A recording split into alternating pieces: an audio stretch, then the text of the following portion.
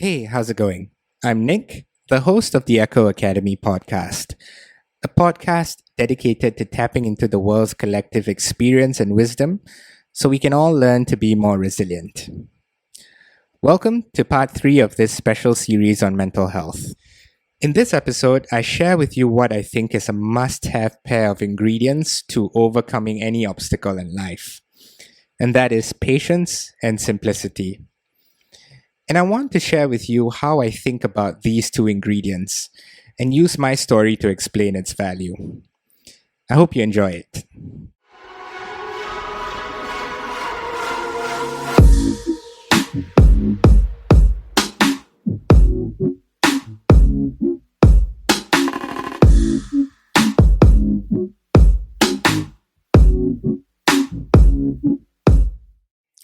I'd like to share with you about patience. Not so much because I have it or that I'm good at it, but because I'm more aware of its value after my experience with depression. To me, patience is the stepping stone towards self compassion. The more patient you are, the easier it is to forgive yourself because you're aware that time is arbitrary and whatever time limit you've given yourself is purely made up. I remember the first time my psychiatrist prescribed medication to me. I was really hesitant because I didn't want to be dependent on it. I wanted to be mentally healthy without any need for drugs. And the reason why I felt so strongly about this was because I experimented with it before. And while that was an entirely different circumstance and purpose, the premise was the same: making use of a substance to make me feel good when I couldn't do it myself. I absolutely did not want that.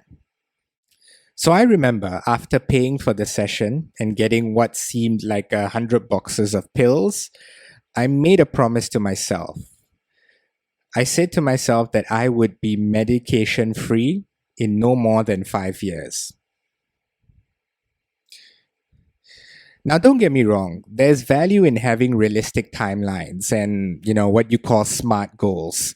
SMART being an acronym for specific, measurable, achievable, relevant, and time bounded.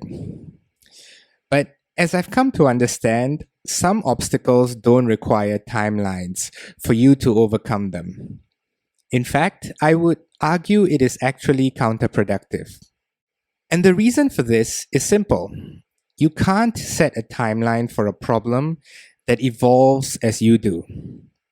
As you grow, mature, and experience the world, the problem will manifest itself in a different way. And so too will your reaction to it. I remember a couple of times where I felt better and chose to get off my meds without first consulting my psychiatrist.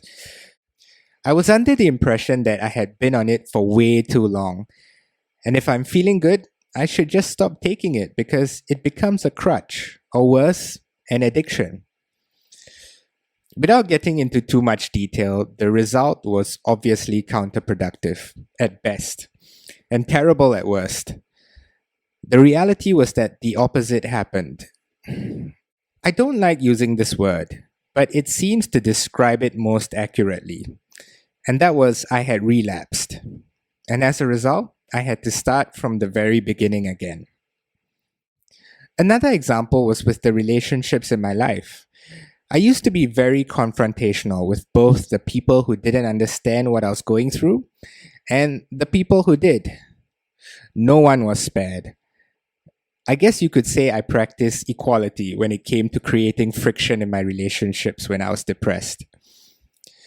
But as you've heard in part 2 of this series, I eventually learned that relationships are unique. Like me, many people weren't entirely sure how to deal with someone who was going through depression. In fact, some people started to notice the same symptoms in themselves, and as a result, chose to stay away for fear of acknowledging it in themselves. My whole experience has taught me that patience is the acknowledgement that neither time nor expectation should be part of the equation if you're really pursuing an endeavor that has a lifelong benefit. Instead, set goals without worry of when you would accomplish it. Instead, be intentional. Focus on it so that working on it becomes a lifestyle, a meaning pursuit that doesn't fall under arbitrary time bounds. After all, you don't owe the world a fast finish. But you do, however, owe yourself your best and most meaningful effort. Which brings me to my thoughts on simplicity.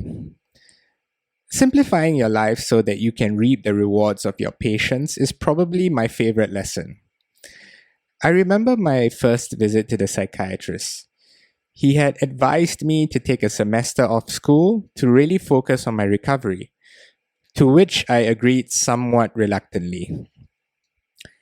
Now, in my mind, taking a semester off school felt like a step back in life's progress.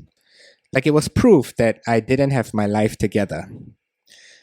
But while I was unwilling, I knew the value of just taking a break. So I handed in my leave of absence letter to the university and without much fuss, began my 6-month break from the world. But the part I remember most vividly was that evening itself. I had asked some of my friends to join me for dinner. And while we all partook in great conversation and laughter, I found myself sitting back and realizing something profound. Well, at least profound to me at that time.